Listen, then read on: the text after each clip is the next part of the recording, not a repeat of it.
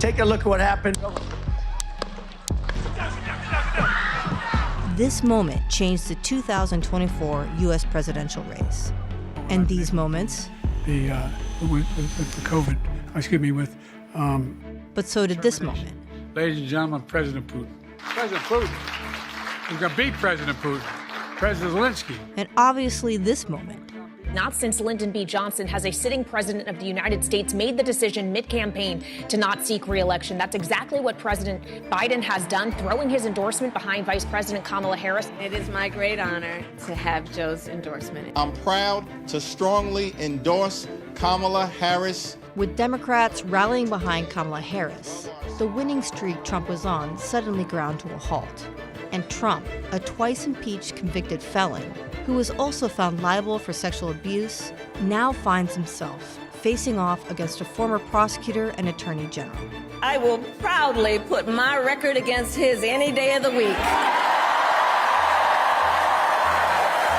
The Trump campaign have really tried to lash Biden and Harris together. They would essentially run the same playbook with Harris. Despite the fact that the U.S. economy is booming, that inflation is coming down, that the stock market has hit record highs this year, Americans are still angry about the state of the economy. They're resentful of inflation and high prices. They don't see those falling, and it's very clear that they blame Joe Biden for the state of affairs. His White House was the people who coined the term Bidenomics. There's been tons of bright spots. The unemployment rate is low. Wages have risen.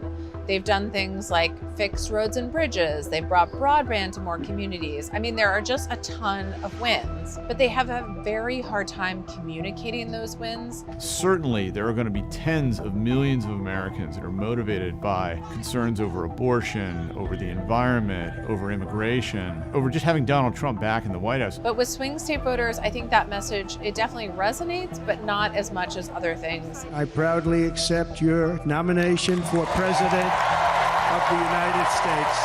Part of Trump's appeal with voters has been his transformative effect on the Republican Party. Trump has remade the Republican Party in his own image. It's almost like he's God to the Republican Party. And I would say in the wake of the assassination attempt, it's even more so.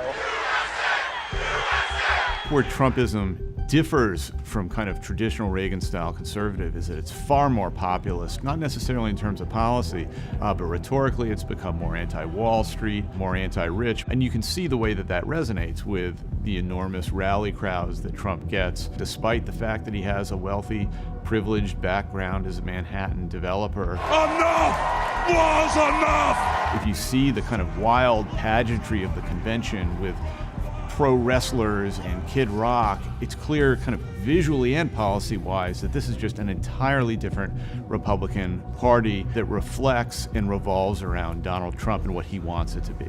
It's really been a mix of, luck, but also just having a good operation and a well-oiled machine this time. It's much different than the teams around him in 2016 and 2020. A lot of the fringe characters like General Michael Flynn or Steve Bannon, Roger Stone, they're still around and they still have access to Trump, but they're not actually running things. Susie Wiles and Chris LaCivita, the two people atop Trump's campaign, are seasoned Republican professionals. They're not kind of weird figures from the MAGA media universe. Every Republican professional who wants to advance in that party understands that they need to work for Trump, they need to be in Trump's good graces.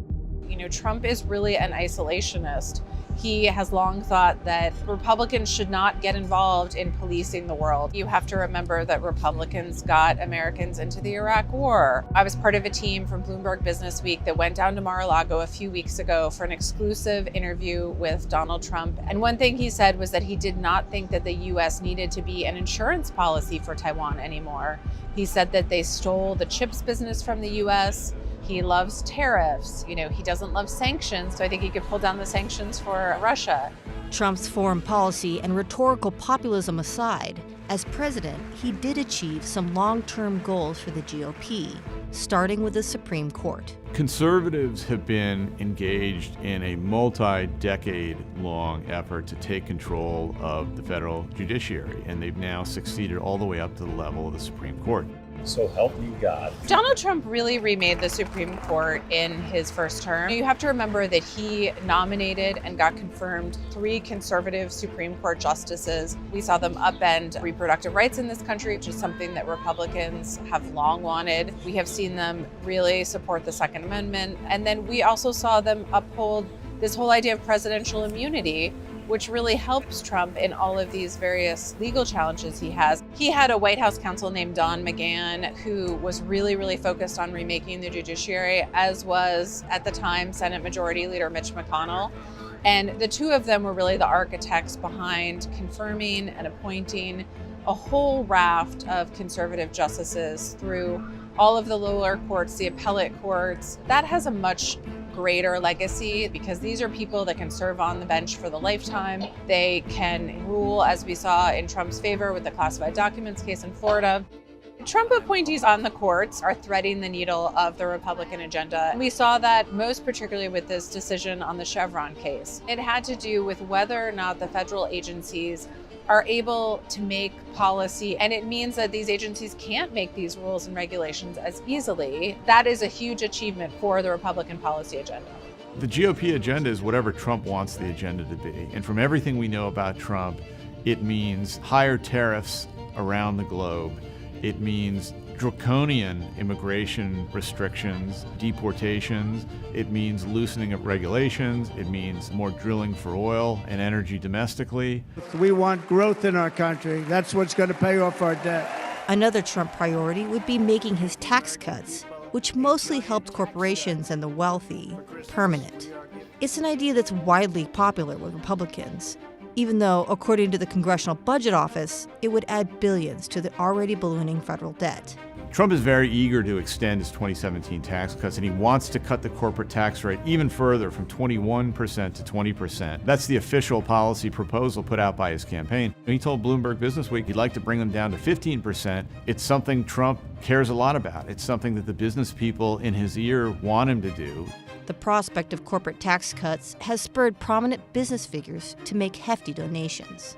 We've really seen donors come out in full force for Trump. And I would say the most prominent of those is Elon Musk. But honestly, a lot of the billionaires were already moving in the direction of Trump. If you look at the pattern of Trump's fundraising, it had been going really poorly for most of 2024. Trump is a rich guy with a big ego who doesn't like asking people for money. The big thing that changed that was Trump's conviction on 34 felony counts in Manhattan. Immediately after that, you saw money pouring in, not just from small dollar donors, but big, important donors who were willing to write 6- and 7-figure checks. The Democrats responded in June, dramatically ramping up spending. And the announcement of Harris's candidacy raised more than $100 million in 2 days, mostly from small donors. Through it all, it's become clear that a lot of money will be spent to control Washington. The key to making anything happen in Washington for any president in this polarized day and age is that you need to have complete control of Washington. So if Trump wins, if Republicans win the House and Senate, Trump will be able to do basically anything he wants to.